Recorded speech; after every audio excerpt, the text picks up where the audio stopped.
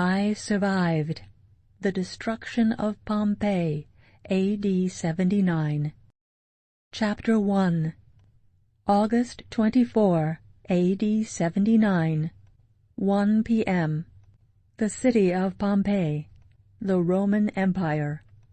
Within hours, thousands of people would be dead. The entire city of Pompeii would vanish under more than 30 feet of fiery ash and stone. But first, it was a bright, sunny summer day.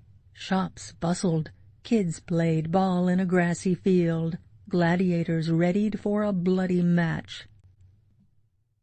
Nobody yet knew that the mountain Vesuvius, which loomed over the city, was actually a deadly volcano. The mountain had been silent for centuries, a giant green triangle covered with farms and meadows and forests. It was impossible to imagine what lurked under the ground. Rivers of boiling magma, swirls of poisonous gases. Any moment the mountain would erupt with devastating fury. 11-year-old Marcus was with his father, Tata. They shouldn't have been anywhere near Pompeii. They were escaped slaves, running for their lives from evil men. But then, boom, boom, with 2 shattering explosions, Vesuvius erupted. Thousands of pairs of eyes turned toward the mountain, staring in shock and terror. Black billowing smoke and ash gushed out of the mountain's gaping mouth. Vesuvius roared like a furious beast, breathing smoke and flames into the sky. And then came an even bigger cloud, shooting out billions of hot, jagged rocks that rained down on Pompeii, filling fountains, crushing roofs, and pounding down on people as they tried to flee, screaming in panic. "The gods are punishing us! The world is ending!" Marcus and Tata knew they had to escape. Any minute a flaming wave of ash and gases would rush down the mountain, burning everything in its path. But there were too many people in the streets, too many rocks falling from the sky. It was hard to breathe, almost impossible to see. And then there was the strange whooshing sound that came from above. "Look out!" Tata shouted. Marcus looked up just in time to see a massive, flaming boulder falling from the sky, a chunk of fiery rock from deep inside the mountain. It was heading right for them. Chapter 2.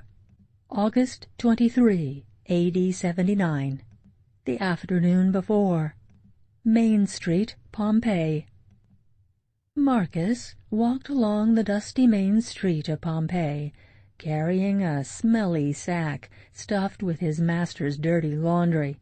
It was early afternoon, and the street was packed with people, shoppers sifting through bins of pomegranates and melons, weary slaves collecting water from the fountains, beggars holding out their grimy hands.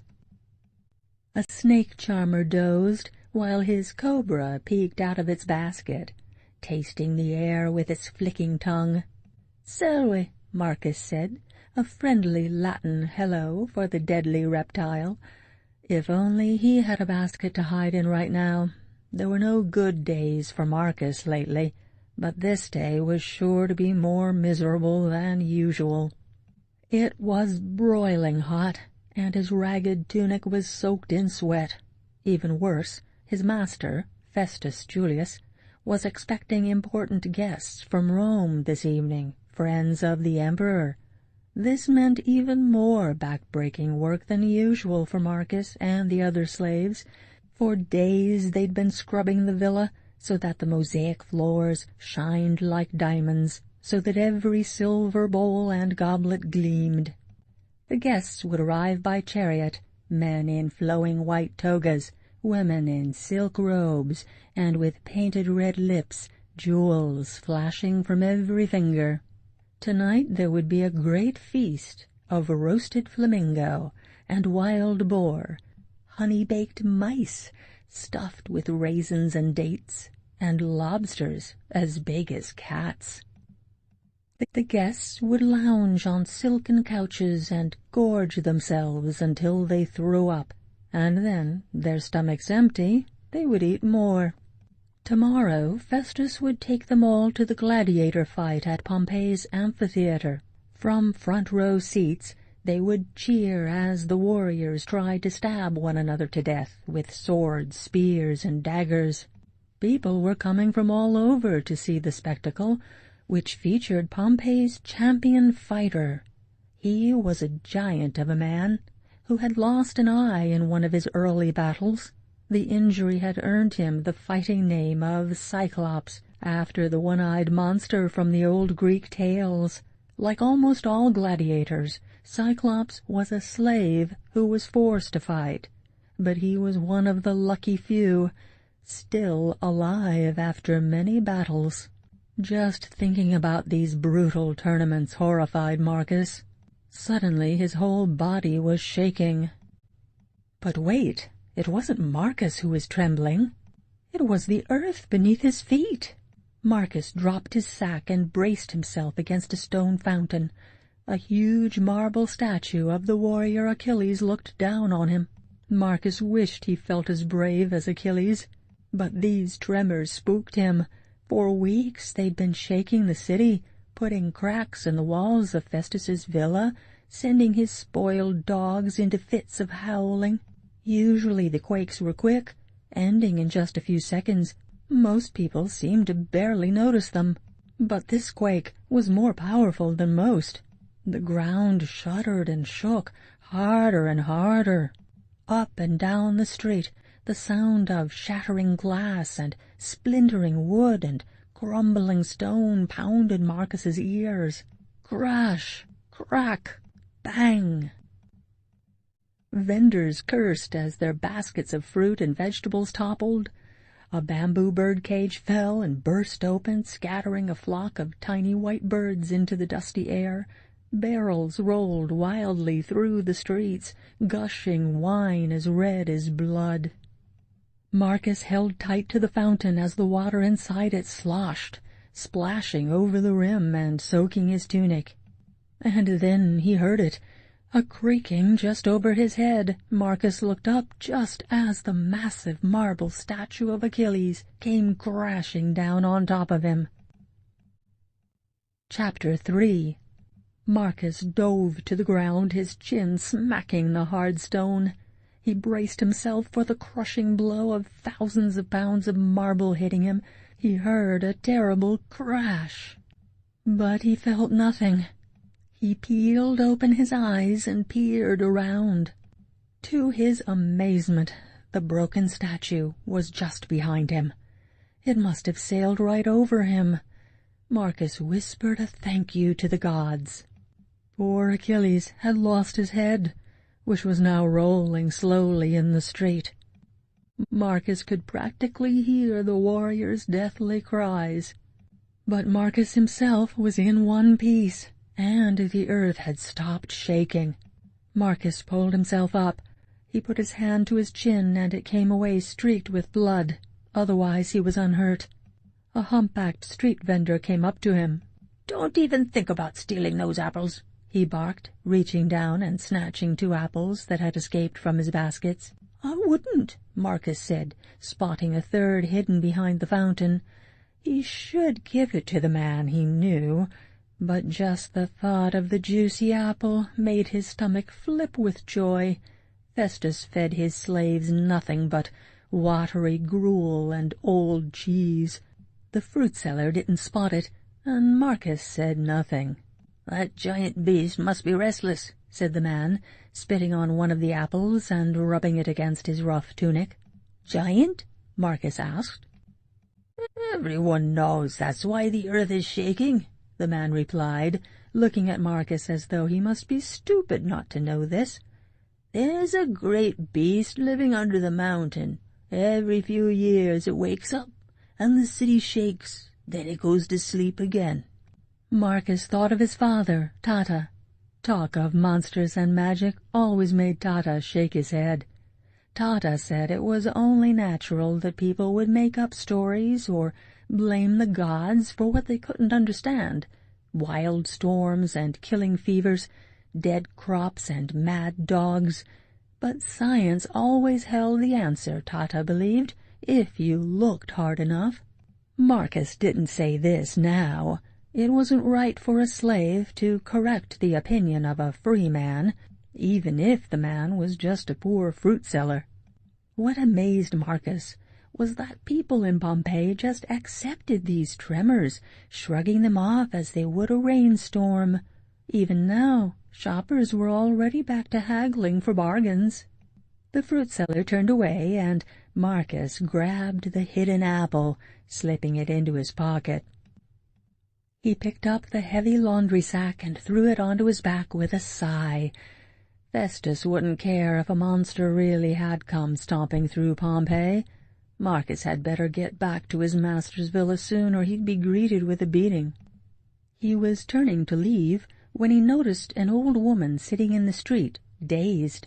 The shaking must have knocked her down. Passers-by stepped around her as if she were a heap of trash. Marcus ignored the woman. There were beggars everywhere, after all. But she looked so miserable. With a sigh, he once again dropped the laundry sack. He went to the woman crouching down next to her. She was a beggar, it seemed, her tunic stained and tattered, her bare feet crusted with sores. She scowled at him. "Scat thief!" "I wasn't going to steal anything," Marcus said. He should have ignored the hag like everyone else did. But then the woman's face softened. She studied Marcus with her cat-like green eyes. She was very old, with sagging cheeks and deep wrinkles, but Marcus could imagine that a long time ago she might have been pretty. "What do you want, then?" she asked. Almost without thinking, he reached into his pocket and took out the apple. "Here," he said. She looked hungrier than he was. The woman took the apple in one of her gnarled hands. "Help me up, please." Marcus held her arms as she got to her feet and stood with her as she steadied herself, and then she suddenly grabbed his hand, gripping it with surprising strength. "Be careful, kind boy," she whispered. "I have seen the signs. Terrible doom is coming for the people of Pompeii." She leaned so close that he smelled the strange spices on her breath. "When hope is lost, follow the hand of Mercury." She stepped back. "Do you understand?" Marcus had no idea what she meant. All over Pompeii there were statues of the powerful messenger god, with his winged sandals and helmet, but what did that matter to him? "I understand," he lied. Now he just wanted to get away from her. "The end is coming," she said, finally letting go of his hand. "This world will burn." Chapter 4. Marcus had barely blinked and the woman was gone, swallowed by the crowd. He felt a stab of fear as he thought of what she had said. Was she a witch who could predict the future? A priestess who could hear the whispers of the gods? Marcus thought again of his father. Tata would know what was happening here. A wave of sadness crashed over him. If only Tata were with him now.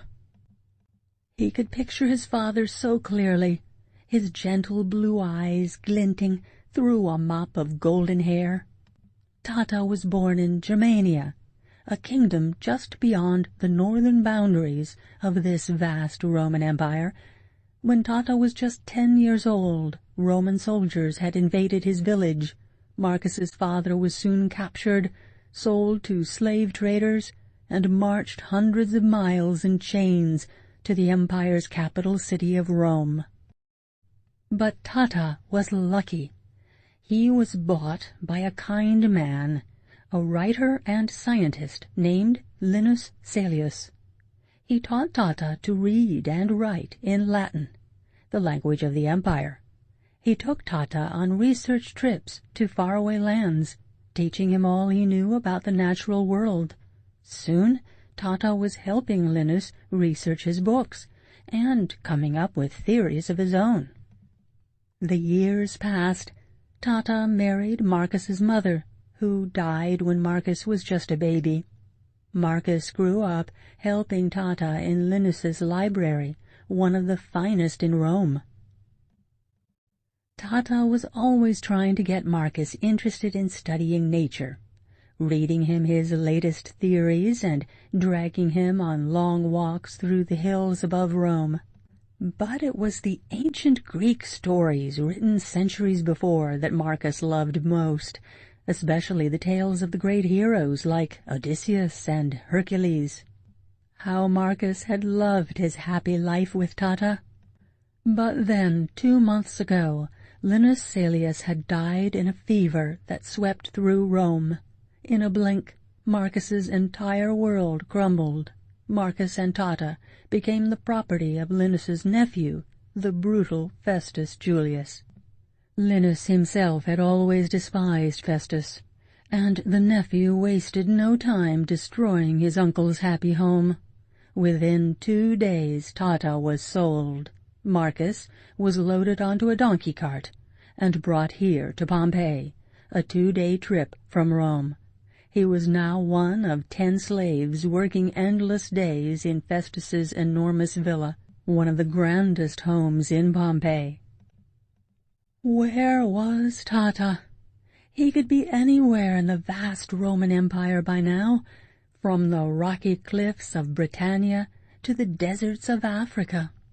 His thoughts carried Marcus far away until a blaring trumpet yanked him back. "It's the gladiator parade," an old man cried out with excitement. "It's the fighters who will appear tomorrow." People jammed the sidewalks, so Marcus could not get through. Now he had no choice but to put down the laundry sack and wait. 2 men on white horses led the parade, their riders waving bright flags. A band of horn players followed, and then acrobats and jugglers, and finally a stout man with a leering smile. He was the lanista, the owner of these gladiators. The lanista waved at the crowd, proud as an emperor. Owning gladiators was a dirty business. No respectable person would do it. But the lanista had grown rich on the blood of his gladiators, and he held his head high. And then there was Cyclops, led by 2 young women in bright robes who were throwing rose petals. "There he is!" a woman in the crowd shrieked, pointing at the muscled brute. The champion wore a gleaming bronze helmet. His massive shield matched the armor strapped to his bulging legs and arms. A leather patch hid his blind eye. Scars covered his face. Marcus had heard terrifying stories about this man, that he had jaws like a tiger's, that his battle cry was like a panther's scream, that he could snap a man's neck with one hand. The crowd cheered and hooted as Cyclops passed, but people stood silently as the next 4 men walked by. These were the wretched souls who would be thrown into the arena with Cyclops tomorrow. None of them had a chance against Cyclops. By tomorrow afternoon, they'd all be dead. Marcus couldn't bear to watch them, but then he caught sight of the last man in line. Marcus froze, staring. The man was tall, with golden hair streaming out of his bronze helmet. He walked slowly with dignity. A guard followed him, jabbing him in the back with a spear to move him along. The man turned his head, and the sun lit up his proud face and glinting blue eyes. Could it be? The pounding in Marcus's heart told the answer. And suddenly Marcus was running wildly into the street. "Tata!" Marcus screamed. Chapter 5. Tata froze and looked up, searching the crowd frantically with his eyes. The guard screamed at him. "Move! Move now!" At last Tata spotted Marcus.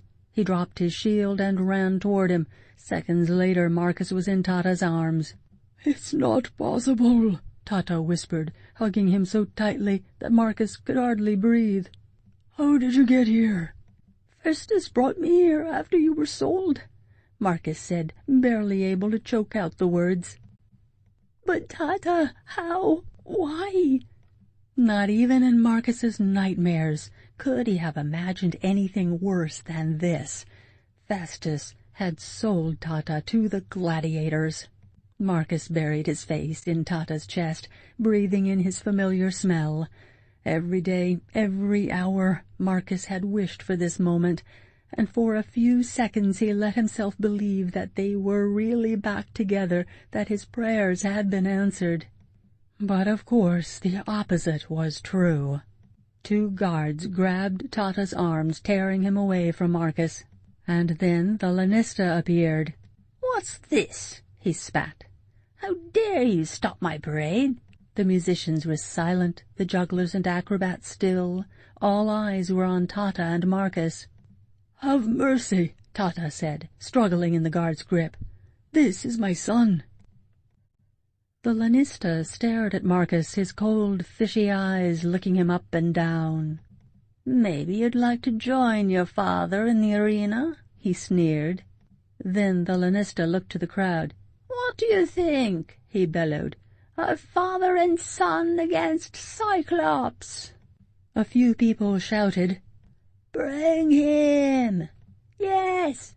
What a show it will be!" "Or maybe you should fight each other," the lanista said, rubbing his hands together. "Run from here, Marcus!" his father cried. "Go!"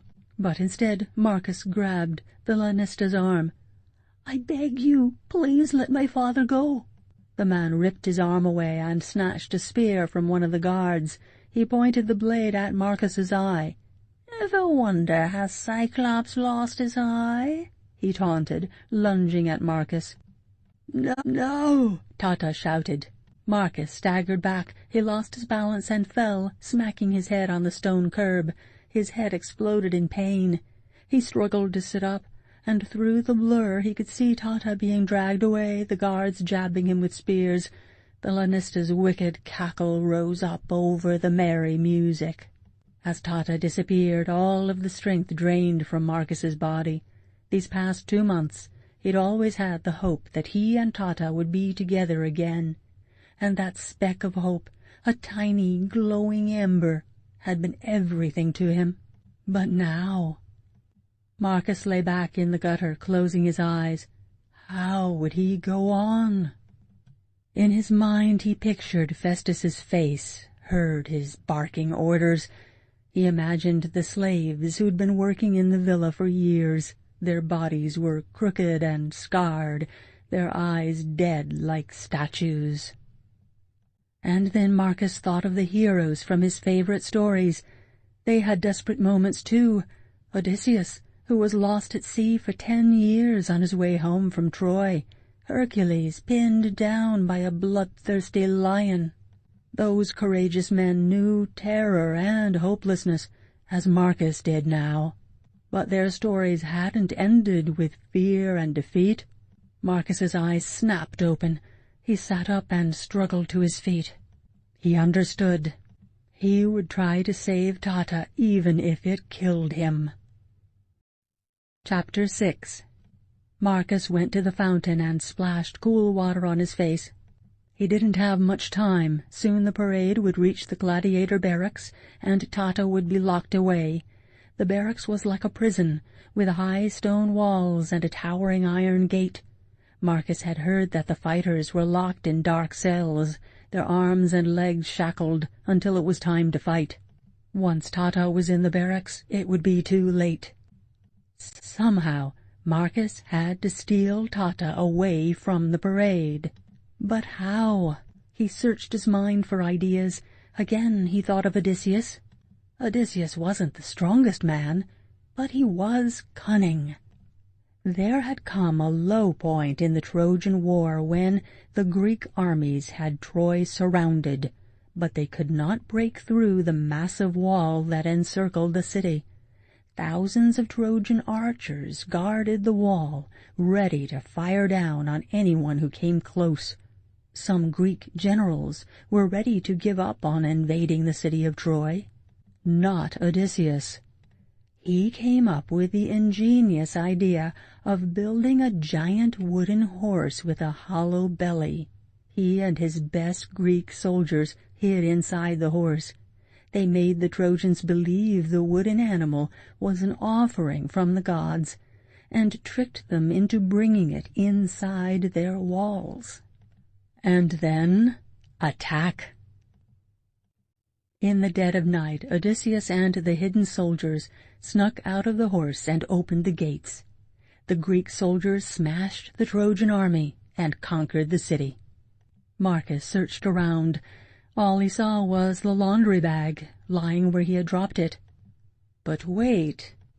The idea flashed into Marcus's mind, and before he could talk himself out of it, he had ripped the sack open and was rummaging through Festus's clothes. He grabbed a toga, a robe woven from the finest wool and edged with purple ribbon. Marcus couldn't build himself a wooden horse, but he could hide in Festus's toga, disguise himself as an important Roman citizen. Marcus threw it around himself, covering his old tunic. The toga stank like rotten food, old wine, and Festus's sweat. Marcus fought back his nausea as he wrapped the endless stretch of fabric around his body, finally draping the loose end over his shoulder. He straightened his shoulders. The toga dragged on the ground a bit, but it would do. Marcus spat into his hands and flattened his hair to his forehead, the style of a rich son of Rome. Now he just needed a weapon, something to scare the guards so he and Tata could escape.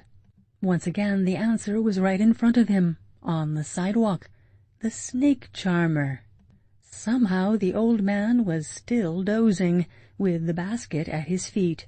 Marcus crept up, kneeled, and snatched the basket. The old man was awake in a flash, hollering after him, "Stop him! Stop that thief!" Marcus darted through the crowd, one hand firmly on the lid of the basket. He was terrified that the lid would fly off, that the cobra would spring out and sink its fangs into Marcus's neck. He could feel the snake hissing ferociously, banging its body against the sides of the flimsy basket. Marcus's heart pounded, his legs wobbled, his mind swirled with fear, but somehow he kept himself moving until he caught up with the parade. The music had stopped, and the lanista was unlocking the gates of the gladiator barracks. Marcus was almost out of time, and he would have just one chance. Chapter 7. Marcus stepped slowly, clutching the basket. At first he didn't notice how people moved aside for him, how slaves bowed their heads, and then he understood. His disguise was working. Nobody guessed he was just a slave. None of the guards tried to stop him as he approached the front of the parade. Marcus saw the lanista, his chest puffed out, and there was Tata. The big guard was jabbing him in the back with a spear, laughing at Tata's pain. Marcus's blood boiled as he walked toward the lanista. Closer, closer, closer. When he was just a few feet away, the lanista looked at him. Their eyes met, and Marcus saw the flash of recognition in the man's eyes. "Stop him!" the lanista bellowed, pointing to Marcus. But it was too late. Marcus tore the lid off the basket. He lunged forward, and with all the strength he could gather, he thrust the open basket toward the lanista, propelling the snake into the air. The cobra soared, a twisting, hissing arrow. The snake struck the lanista in the chest, and then landed on the ground, coiling itself tightly. The lanista's womanly scream rose up over the crowd, and everything went still and silent. People stared, hypnotized by the sight of the cobra. The creature lifted its head, rising, rising, rising, until it was as tall as a child. It flared its great hood, and then opened its mouth to expose its silky pink mouth and killer fangs. And then, as if Marcus himself had pulled a lever, the earth started to rumble, just as it had earlier. Stones crumbled and fell from the walls surrounding the barracks. A roar echoed from deep under the ground. "It's a curse from the gods!" someone shouted. The crowd erupted in panic. The lanista turned and ran, and his guards followed. Gladiators bolted, the snake slithered away. The horses screeched and reared up, tossing their riders to the ground. Marcus ran to Tata, who stared at him in confusion. "Tata," Marcus said, tossing off his toga, "it's me." Amazement lit up Tata's eyes, but there was not a second to spare. Tata grabbed Marcus's hand as though he would never let it go. "This way," Tata said, pulling Marcus to one of the riderless horses. It was a ragged white mare that looked 100 years old. One of her ears looked as if it had been chewed off. Tata grabbed the reins and soothed the horse while Marcus climbed on. Tata climbed on in front of Marcus. "Hold on tight," he said, snapping the reins. Marcus doubted the old horse could even run, but she shot forward and was soon speeding them down the street. Marcus clung to Tata, his heart pounding in terror. He expected spears to fly after them, a dagger to stab him in the middle of his back, but the horse ran faster and faster. It seemed she was as eager to escape her life in Pompeii as they were. They moved so fast that Marcus felt as though they were flying. Closing his eyes, he imagined that this old white mare was the winged horse Pegasus, and that they were soaring through the clouds. When he opened his eyes, he was shocked to see they had passed through the city gates. Tata raised his fist to the heavens and let out a Latin cheer. Ecce! They had made it. Chapter 8. That afternoon. The road to Vesuvius. They headed for the mountain Vesuvius, a massive triangle of green that loomed up to the east of Pompeii. As they left the city behind, Tata ripped the armor from his shoulders and legs and threw the pieces into a ditch. He left his helmet in a field of wheat, a trade for the old tunic he snatched from the farmer's drying line. They rode for hours, crossing orchards and olive groves, pastures and fields. Night was coming, and Tata decided they should stop in a patch of woods halfway up the mountain. They got off the mare and stretched their aching legs. Marcus reached into his pocket and pulled out a handful of grapes he'd snatched from a vineyard they'd passed through. "Hungry, Peg?" Marcus said to the mare. "Peg?" Tata asked, arching one of his bushy brows. "Short for Pegasus," Marcus said. Tata smiled, stroking the mare's nose. Marcus fed the grapes to Peg, one by one, until they were all gone. Peg smacked her lips and rubbed Marcus's cheek with her nose. "We have a friend for life, it seems," Tata said. Peg nickered as though she agreed, and Marcus and Tata laughed. It was that moment, as their laughter filled the air, that it really hit Marcus. This was not a dream, not a wish, not a desperate prayer to the gods. He and Tata were together. A jolt of happiness practically lifted him off the ground, and Tata seemed to feel it too. They looked at each other and smiled. But then a shadow passed over Marcus's heart, because as happy as he felt at this moment, he knew they were in terrible danger. "They'll come after us," Marcus whispered. The slave hunters. Festus would hire the best, most cunning men, experts in tracking their prey. "They won't look for us up here," Tata promised. "The hunters will be searching Pompeii. It will be days before they come to the mountain, and by then we'll be gone. We'll head back to Rome, Marcus. I have no doubt that Linus's friends will help us. Somehow I need to continue Linus's work." It amazed Marcus that Tata could be so certain, so filled with hope. He draped an arm around Marcus's shoulders and looked up into the sky, admiring the bright moon and the swirl of stars. But what Marcus saw in the bright moonlight was the angry bruise on Tata's cheek. the purple scars zigzagging along his chin. How Tata must have suffered these past 2 months. Marcus had already told Tata about his time with Festus.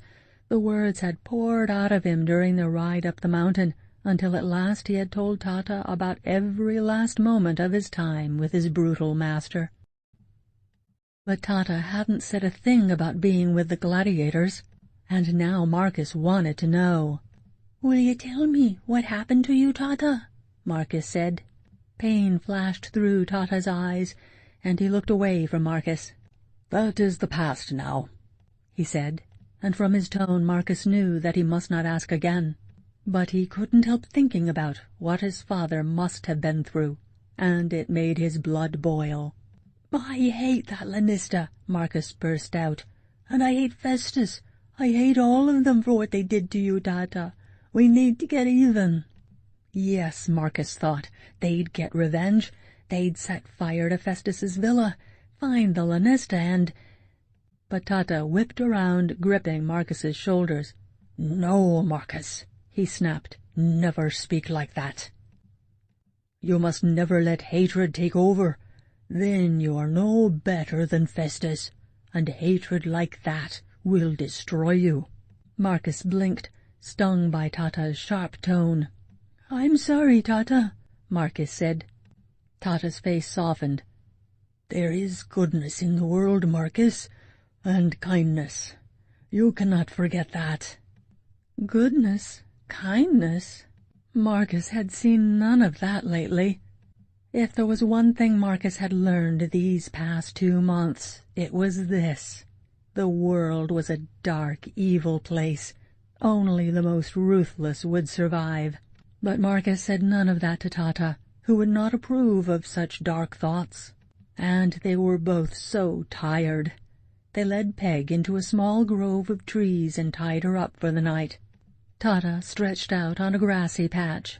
"Tomorrow our new life begins," he whispered, and within seconds he was fast asleep. Marcus lay down next to Tata, but he couldn't get comfortable. His muscles ached from the long ride, but it was the strange noises that kept snapping him awake. Distant rumbles, low hisses. Was he dreaming? Once he drifted to sleep, but was awakened when the earth seemed to be shaking. He sat up, wondering if Tata felt it too. But Tata was sound asleep. Was Marcus imagining things? Maybe what he was hearing were just the rumbles of his own angry heart. But Peg seemed restless too, stamping her feet, snorting. Finally Marcus got up and stood with her, stroking her patchy fur, resting his cheek against her warm head. He looked down at Pompeii, dimly lit by oil lamps and torches. He made out the shapes of the houses crowded together along the city walls, the boats moored in the harbor. Marcus hugged Peg. "It's okay," he told her. "We're with Tata now. We're safe up here."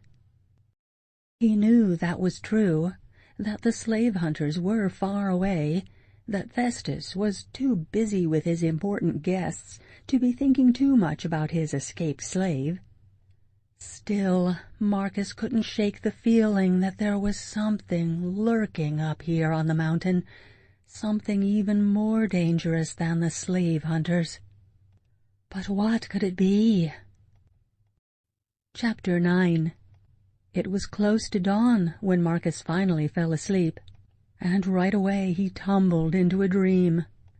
He was on a quest with Hercules to kill the monstrous Hydra, an enormous serpent with 9 heads. Just one puff of her poisonous breath could kill.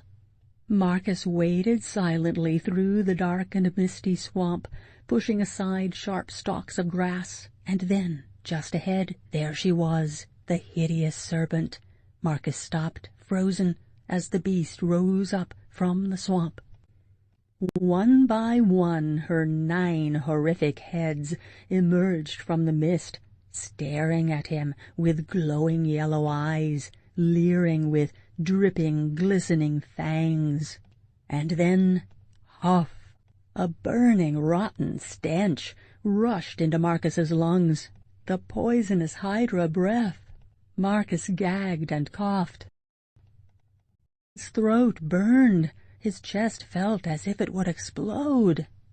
"Marcus! Marcus!" a voice called. "Hercules?" "Marcus!" Marcus's eyes popped open, and the nightmare fell away. Tata was kneeling next to him, calling his name, shaking him awake. It was all a dream. Relief poured over him as he realized he wasn't in a swamp with the Hydra. He was on the Mount Vesuvius with Tata. But wait, something was terribly wrong. The air was still poisonous. The Hydra was still puffing gusts of her burning breath into Marcus's lungs. But there was no Hydra. That burning, poisonous smell was here. "Marcus!" Tata choked. "Get up! The air has gone bad!" Tata helped pull Marcus to his feet, and they staggered together toward Peg. Marcus's head pounded. Tears poured from his stinging eyes. His lungs were on fire, and he gasped for breath. He felt dizzy. They couldn't last much longer in this air. Peg was rearing in panic, white foam spewing from her mouth. Tata fumbled with a rope, finally untying it. They all stumbled out of the grove of trees where the air was miraculously clear. Tata and Marcus collapsed to the ground, gulping the fresh air into their lungs. "Tata," Marcus rasped. "What was that?" "Sulfur gas," Tata replied, his voice ragged from coughing. "There's no doubt. I smelled it once before, when Linus and I were visiting a gold mine in Africa. We were deep underground. Sulfur gas can be deadly. It can kill in minutes. We barely made it to the surface in time." Tata looked back into the grove of trees. "It's highly unusual to find sulfur gas above the ground," he said. He stood and climbed onto a boulder that jutted out from the grassy slope, looking all around. Marcus saw a hint of worry in his father's eyes, but mainly what he saw was curiosity, a hunger to learn and understand. It was the same look Tata used to get in Linus Celius's library when he was chasing down a new theory. Suddenly Tata was not a slave on the run. He was a scientist searching for answers. And the truth was that after spending a lifetime working with Linus, Tata probably knew more about science and nature than most people in the Empire. In recent years, Linus would ask Tata to join him when important guests came, eager for his friends to hear Tata's ideas. Tata hopped down from the boulder. He held out his hand to Marcus, pulling him to his feet. "Let's keep heading up the mountain," he said, handing Marcus Peg's reins. "We'll discover more as we get closer to the top." Tata set out, climbing the rocky path. Marcus took a deep breath and gave Peg's reins a tug, but the mare didn't budge. She looked at Marcus with her wise brown eyes. Her expression was so thoughtful, Marcus would not have been shocked if she had opened her mouth and started to speak to him. "What is it?" Marcus said. The mare looked up the mountain. She stamped her foot. "You don't want to go up there, do you?" Snort. "Me neither," Marcus said. Tata's voice shouted out, "Marcus!" Marcus and Peg eyed each other. "We can't let Tata head up there by himself," Marcus said. Peg made a noise that sounded like a sigh, and she stepped forward. Together they followed Tata toward the top of Vesuvius. Chapter 10. August 24, 7 a.m. The Mountain Vesuvius. They took the twisting path that wound up the mountain. The sun was barely up, but already it roasted their backs. Tata kept stopping to look around. He seemed to be taking the mountain apart with his eyes, inch by inch. He kept crouching down, scooping up handfuls of soil, rubbing it between his fingers. He ripped up pieces of grass, sniffing them, and even touching them to his tongue. "Do you notice the quiet?" he asked at one point. "There are no birds or insects anywhere." Tata was right. Normally at this time of morning the air would be alive with chirping and singing and chattering, but Marcus had not seen one creature since they came up on the mountain. Not a deer, a squirrel, nor even a fly. No people either. There were pastures on this side of Vesuvius, and they'd passed 2 shepherd shacks, but they hadn't seen a soul. "Where did they all go?" Marcus asked, trying to keep his voice from shaking. "It might be that there's not enough water," Tata said.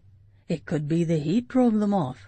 They'd already discovered that the streams higher up on the mountain were mysteriously dried up. They'd managed to find just one that still ran, and the trickle of water tasted so foul they could barely choke it down. Peg wouldn't go near it, even though she'd barely had a drink since before they'd slept last night. Maybe that was why she was walking so slowly, why she kept stopping and stamping her feet. But now, as they passed through a cluster of pine trees, Peg stopped short. Tata pulled at her rope, but she refused to move. Marcus gave her a pat. "Come on, Peg," he said. The mare refused to budge. She looked at Marcus with wide, fearful eyes. Nay! Was she trying to warn them about something? Marcus found the answer when he peered through the trees into a meadow. The first thing he noticed was the grass was brown, as though it had been burned. Then he saw the sheep, at least 20 of them, all splayed out on their sides or backs. Marcus knew right away that they were all dead. "Good Jupiter!" Tata whispered in shock, stepping slowly into the field. Once again Marcus had to force himself to follow his father. Tata crouched down next to one of the sheep. "There's not a mark on her," Tata said, laying a gentle hand over the poor creature's head. It was true. There was not a speck of blood, no bite marks, no wounds at all. But her tongue bulged out of her mouth, and her eyes were wide in agony. All the sheep looked the same. What could have killed them? Tata said a prayer in his old Germanic language, and then stood up. "I've seen enough," he said. "We must leave here, now." But as they turned, there was a low rumbling from deep inside the earth. It quickly rose to a roar as the ground started to shake. Marcus half expected a great beast to burst through the soil, for a giant clawed hand to grab him around the throat. What he saw next was almost more horrifying. As the ground boiled, the field suddenly ripped apart right in front of them. The gaping crack looked like an evil, smiling mouth ready to devour them. Great chunks of earth and dead sheep tumbled into the blackness. Marcus and Tata staggered back. And then, boom! An explosion shattered the air. Fire leaped out of the crack, a massive flaming tongue that seemed to lick the sky and then disappear. The force of the blast knocked them over and sent Marcus tumbling down the steep slope. He rolled and twisted, his neck cracking, his arms tangling, his face scraping the rocky dirt as he slid down the hill. He crashed into a tree, which knocked every bit of air out of his lungs. Finally, the ground stopped shaking. The fire was gone, but now ash rained down on them, a silent blizzard of hot flakes. Marcus sat there, numb with terror, dizzy from his fall. Tata came hurtling down the hill with Peg. "Are you hurt?" he gasped, dropping to his knees next to Marcus. Marcus shook his head dumbly, slowly rising to his feet. Moments later they were speeding down the mountain on Peg. The mare ran like she had the day before, her hooves barely touching the ground. Finally Tata spoke. "A terrible fire is burning under the mountain," he warned. "I believe the entire mountain will explode." Marcus was too stunned to speak or even think. All he could hear was a ragged voice whispering in his mind. The beggar woman's voice.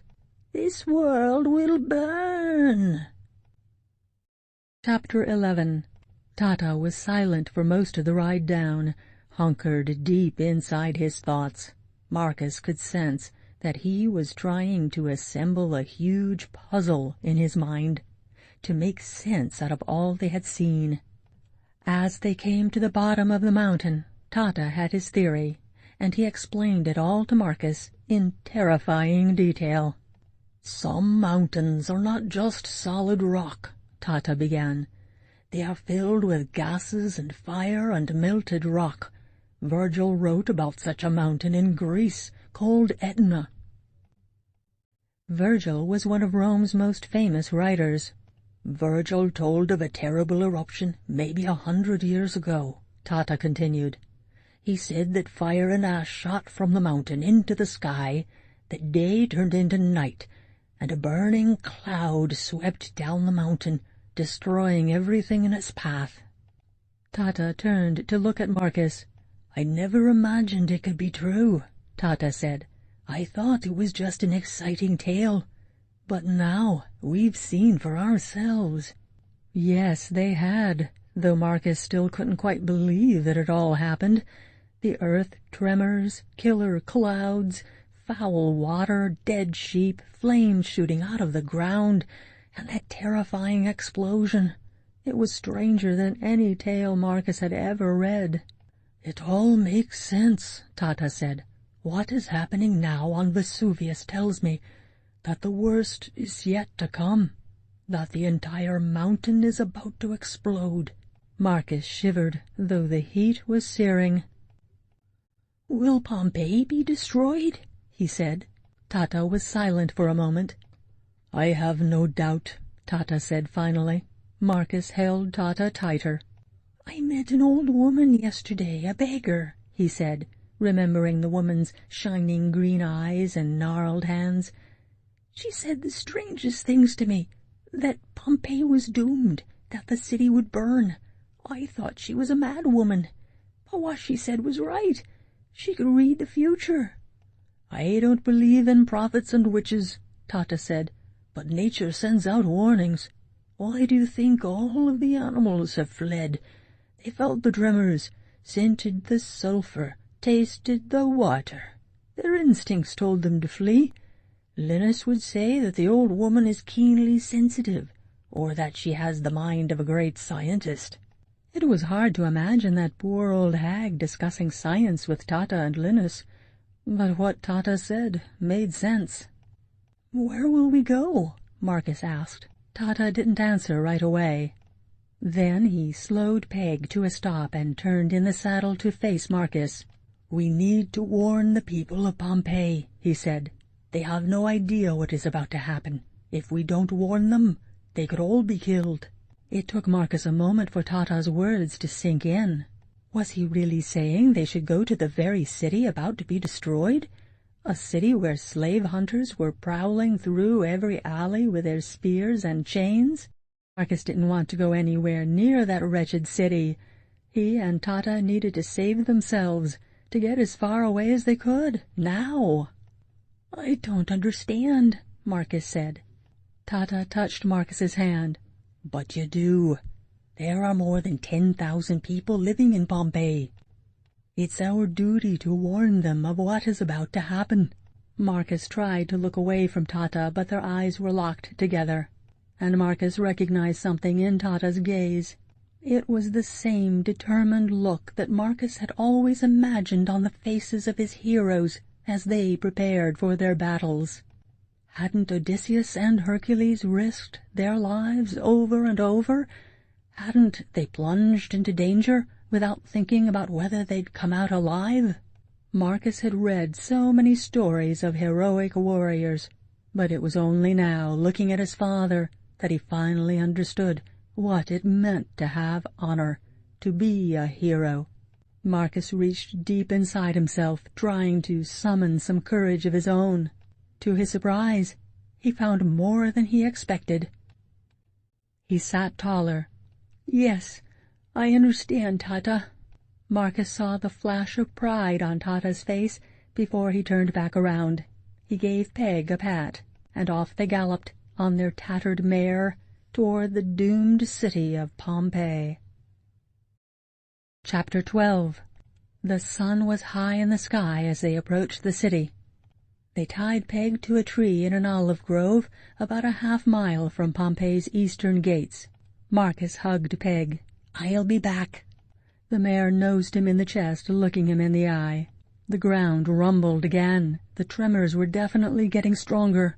Marcus looked back nervously at the mountain and loosened Peg's rope. "If we're not back, you need to break free from here and get out on your own." Peg eyed him. "You understand me?" he said. "Don't wait for us." The mare snorted. Marcus hoped that meant yes. He hugged her one last time, and Tata rubbed her nose before they headed for the city gates. Tata's plan was to speak to Pompeii's magistrates, the men elected to lead the city. They would know the best way to warn the people of Pompeii. Marcus and Tata wove through the crowded streets, keeping their eyes out for men who might help, and those who might be hunting for them. It didn't take long to reach the Forum, an open square surrounded by 5 buildings and the city's main temple dedicated to Jupiter. Statues of emperors and generals seemed to glare at Marcus as he followed Tata to the magistrates' building. Marcus's heart pounded as they approached the entrance, where 3 steely-looking guards stood watch. "Stop, slave," a guard ordered. Tata held his head up. "Sir, I have an urgent message for the city's leaders. The city is in danger. We must warn the people of Pompeii." The man barely glanced at Tata from beneath his helmet. "Begone," the guard ordered, shooing him as though he were a stray dog. "Sir," Tata said, "it's the mountain. There will soon be a terrible explosion. The guard raised his spear menacingly. "Go from here. Nobody in there wants to talk to a filthy slave." Suddenly Marcus couldn't help but see what the guard saw when he looked at Tata. With his tattered tunic and body stained with bruises, Tata looked little better than the beggar woman. The other guards stepped up, their spears glinting in the sun. This was hopeless, Marcus realized. "You are making a mistake," Tata warned, taking Marcus's arm and hurrying him away. They walked out of the Forum and headed toward the main street. "We'll have to tell people ourselves," Tata said. "We'll go to the shops and restaurants. Hopefully some people will listen." Marcus hoped Tata couldn't read his thoughts. They were wasting their time. Nobody would take the word of a slave. They stood on the sidewalk waiting to cross the crowded street. 2 laughing little boys ran behind their mother. One held a wooden sword. "I'm Cyclops," the boy sang. The gladiator match. That's where everyone was heading. Marcus watched the boys, but then his eyes drifted up to Vesuvius. What he saw stopped his heart. A wisp of smoke rising out of the peak. The mountain seemed to be coming alive. "Tata!" Marcus pointed up at the smoking mountain. Tata stared in horror and fascination. They both stood there, their eyes glued to the mountain, which is why they didn't see the golden chariot that had stopped suddenly right in front of them, or the pair of cold, pale eyes that glared at them. By the time Marcus saw Festus and his guards rushing toward them, it was too late. Penned in by the crowds, he and Tata were trapped. And seconds later Marcus was staring at the glinting tip of a spear. "Idiots," Festus hissed. "You actually believed you could escape?" Tata shook his arm from the guard's grip and stepped toward Festus. "Sir, please, a disaster is coming. The mountain is about to explode. People must leave the city right away." Festus laughed cruelly. "You think you can save yourself by telling tales?" The guard grabbed Tata roughly, and once again Tata shook himself free. He seemed to be gaining strength from the crowd, from the fear and panic in the eyes of the people all around them. "You felt the earth tremors, and now look at the mountain. You can see for yourself the smoke. Any moment it's going to explode." Festus didn't even look at the mountain. He put his face close to Tata's, screaming, "You dare try to outsmart me? You think I'm a fool?"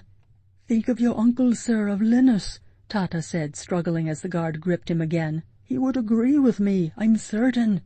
Festus's fat cheeks turned bright red.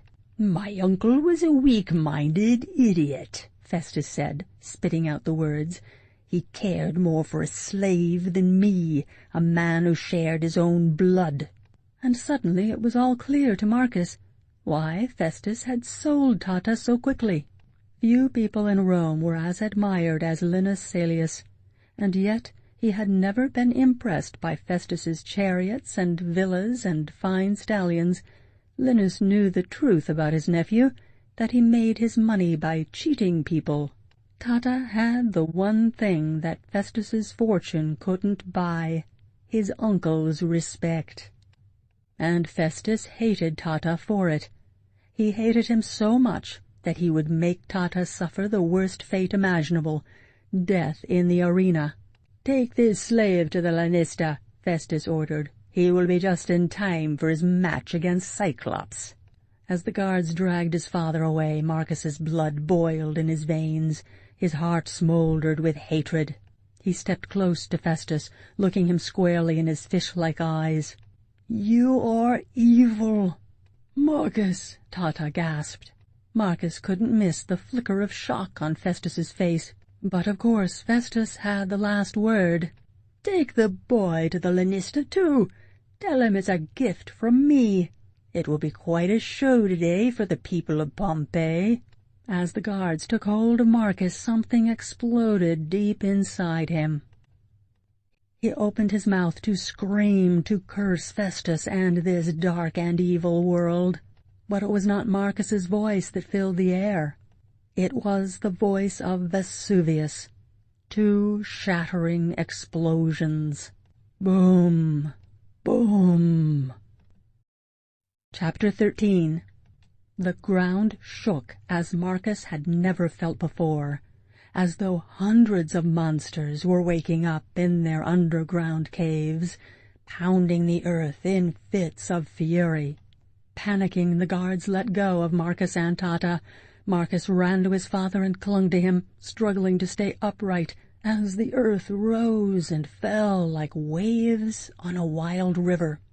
The top of the mountain had blown off, and from the jagged opening gushed an enormous billowing brown cloud.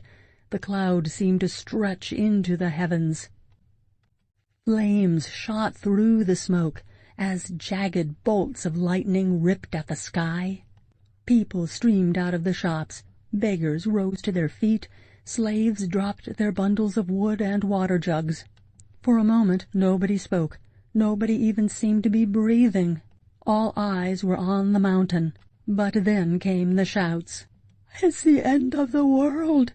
Why are the gods punishing us?" "Everyone must leave Pompeii," Tata shouted. He started pulling Marcus through the crowd. But Festus called to his guards. "No, stop those slaves," Festus bellowed. The guards lunged for Marcus and Tata, but Tata held up his hand. "You must listen," he boomed. Somehow his voice rose up over the roar of Vesuvius. To Marcus's shock, the guards did not move. They were just as scared as everyone else. "If you want to live, you must leave now," Tata warned. He spoke not only to the guards, but to the gathering crowd. "Get out of the city. Go as far away from the mountain as you can." Just then a man stepped out of Festus's chariot. His fine toga swished around his powerful body. In his hand flashed the seal of a senator, one of the most powerful men in Pompeii. But it was not Festus that this man had come out to talk to. It was Tata. "What do you say about the mountain?" he demanded. "How do you know this?" Festus stepped up. "He is just." The man silenced Festus with a wave of his hand. "Speak," he ordered Tata. Tata did not shrink back from the powerful man. He met his challenging gaze. "Sir, for years my master was the scientist Linus Caelius. My son and I were on the mountain last night. We saw many signs that the disaster was coming. Soon it will be too late to escape with our lives." The man looked up on the mountain at the boiling ash cloud that now filled the sky.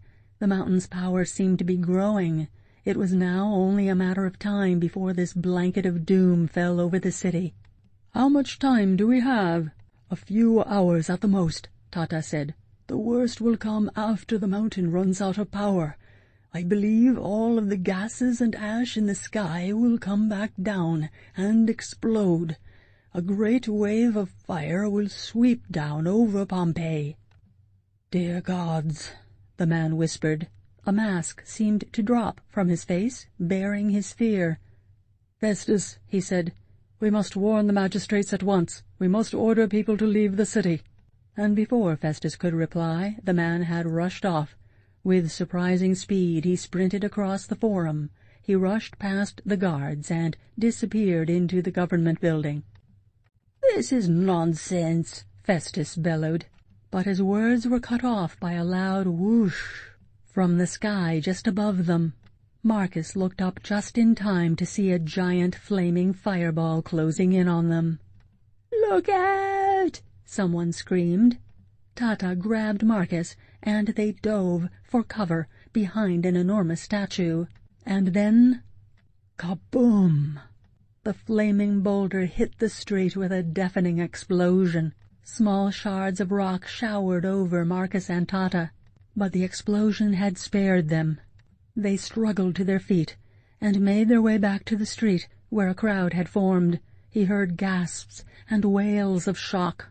As Tata and Marcus approached, one of Festus's guards turned around. "The master is dead," he announced. Marcus peered through the crowd. The boulder had left a shallow crater in the street, and in the center, lying in a broken heap, was Festus. Marcus looked away. He expected to feel happy. Festus was dead. But it turned out there was no pleasure in seeing anyone's broken body, not even the body of someone as hateful as Festus. Marcus looked up at the roiling cloud spewing from Vesuvius, and all he could feel was terror. Chapter 14. It seemed the magistrates had listened to Festus's visitor from Rome. Within minutes guards were rushing out of the forum, shouting out warnings. "Leave the city! Go directly to the gates!" they commanded. Tata looked at Marcus with relief. They had done their duty, and now at last they could leave Pompeii. But as they soon discovered, there would be no easy escape. Marcus and Tata joined the sea of people streaming down the main street toward the city gates. There were rich men and slaves, parents with babies in their arms and children clutching their robes. Some dragged carts piled high with clothes and dishes and baskets. Others lugged sacks. As they passed the gladiator barracks, Marcus glanced inside the open gates. There was a man's body lying motionless in the grass, a pillar smashed across his back. With a jolt, Marcus realized it was the lanista. Tata saw him too, but Tata quickly looked away as he tightened his grip on Marcus's hand. Cyclops must be somewhere in this crowd, Marcus realized, but Marcus was no longer afraid of him. Everyone in Pompeii was fighting the same enemy now, the most heartless killer of all, Vesuvius. Marcus and Tata inched along with the crowd. The sounds from the volcano were getting louder, but most frightening was the darkening sky. An enormous dark cloud had swept down from the mountain. It stretched over the city, turning the day to night. The cloud was black and boiling, and it rumbled with thunder. And then the cloud tore open. Bits of rock fell from the sky. They were very small and light, almost like bits of ice. Tata caught some in his hand. "Hardened ash," Tata said. Ping, ping, ping, they hit rooftops. Plop, plop, plop, they splashed into fountains. They bounced off Marcus's head and shoulders and skittered across the street. But within minutes the sprinkling of rocks had turned into a downpour. The rocks pounded down, hitting the stone streets and rooftops with an ear-splitting clatter. Bam, bam, bam. The crowd erupted in panic, pushing and elbowing, shouting. Someone shoved Marcus and he almost stumbled. An old woman fell, but the crowd stampeded over her. The rocks seemed to be getting bigger, pounding harder and harder. Dust rose up, making it hard to see. Marcus clutched Tata's hand.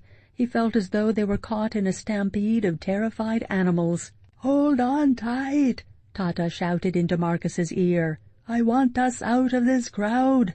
They pushed and squeezed their way through, dodging sharp elbows and scratching fingers. Finally they burst their way out of the crush of screaming people. They hurried into a narrow alley. "Too dangerous," Tata said breathlessly. "Many people are going to get trampled." He pulled Marcus into a doorway. They pressed themselves against the wooden door, trying to escape the hail of rocks, but the downpour was even stronger now. Tata pointed to a small temple just ahead. "We can wait there until it stops."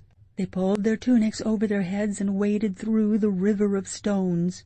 They were just steps from the building when... whoosh! Marcus's heart stopped as he looked up. It was a huge fireball, bigger than the one that killed Festus. Kaboom! The explosion knocked Marcus back. The last thing he saw before he fell was a huge chunk of rock smacking Tata in the head. Marcus hit the ground hard, but within seconds he was back on his feet. He charged over to where Tata lay crumpled on a bed of stones. Marcus dropped to his knees, grabbing Tata's hand. "Tata!" he cried. But Tata just lay there, completely still. Chapter 15. Tata was breathing. Marcus could see that. But then why didn't he open his eyes? Why didn't Tata answer when Marcus called his name? The rock seemed to have knocked him into a deep and terrible sleep, and Marcus could not wake him up. The storm of rocks continued. Flaming boulders whooshed through the sky, their explosions booming all around. Somehow Marcus managed to drag Tata through the rocks. With a strength he never knew he had, he hoisted Tata up the 5 stairs that led through the temple's open doorway. He laid Tata on the cold stone floor and collapsed next to him. Hours passed before Tata's eyes finally fluttered open, and even longer before the fog cleared from his eyes and he could sit up. With each passing minute, it seemed, the mountain's fury grew stronger.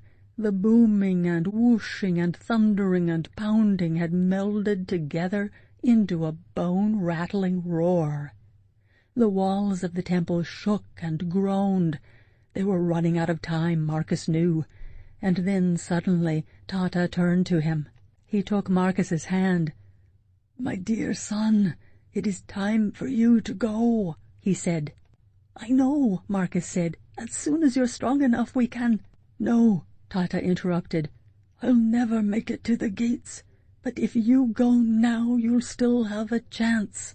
It took a moment for Marcus to understand what Tata was saying, that Marcus should escape by himself. "No," Marcus said, locking eyes with Tata.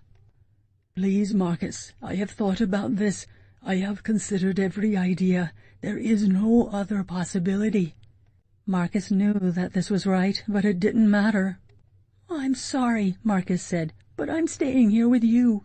He looked away so Tata wouldn't see his tears, and that's when he finally took a good look at the statue that stood right in front of them. The god with wings on his hat and on his sandals. Marcus's whole body tingled. The god was Mercury. A strange but familiar voice whispered in his mind, "When hope is lost, follow the hand of Mercury." The words were so clear as though the old beggar woman was still right next to him. Marcus jumped up and went to the statue. He touched the marble, half expecting the statue to turn to flesh and blood, for Mercury to scoop him and Tata into his arms and fly them to the heavens. "What is it?" Tata said. He turned to Tata. "That old beggar woman, Tata," Marcus explained. "There was something else she said to me." He spoke her words slowly to Tata. Marcus waited for Tata to tell him it was crazy to believe in the ranting words of a stranger. But Tata didn't shake his head. He stared at the statue intently, studying it. And Marcus understood that at that moment it didn't matter whether the beggar woman's words were science or magic or madness. Marcus felt the truth of her words in his heart, and so, it seemed, did Tata. Tata rose to his feet, shaking off his pain and weakness. "Marcus," he said, his eyes wide with excitement, "look at the statue's right hand."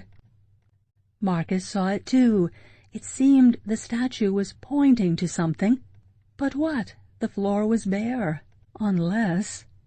Marcus dropped to his knees. He felt around the tile floor until he found a gap between two large tiles. His heart pounded as he dug his fingers into the gap. There was a groove in the side of one of the tiles. He lifted it up, and he could barely believe what he saw underneath. There was a trap door. Chapter 16. They lifted open the door and peered into the darkness. All they could see was a rickety wooden ladder leading down into the blackness. The smell of sulphur wafted up, stinging Marcus's eyes. "It must lead to some kind of tunnel," Tata said. "Where does the tunnel go?" Marcus asked. "There are tunnels under many Roman cities," Tata said. "Most lead out of the city. People use them to escape in an enemy attack." But what if this tunnel didn't lead out of the city? Before he could ask, Tata was climbing down the ladder. He was quickly swallowed by the pitch darkness. Seconds later his voice echoed up from below. "Yes, Marcus, it's a tunnel. Come quickly." Marcus climbed onto the ladder and fumbled his way down, down, down. When he reached the bottom, Tata took his arm. "This way," Tata said, turning him. "Follow closely behind me." They moved blindly into a narrow passage, crawling on their hands and knees. It was hot as an oven, and the passage was so narrow that their shoulders brushed against the rough sides. The stink of sulphur made Marcus gag. Sweat poured into his eyes. His heart hammered. The tunnel seemed endless, and the farther they went, the more terrified Marcus felt. What if the sulphur killed them? What if the tunnel collapsed? Marcus tried to fix his thoughts on his heroes, to gather strength from the stories that had always inspired him. He imagined he was Odysseus, braving the wild seas as he returned home from a decade of fighting.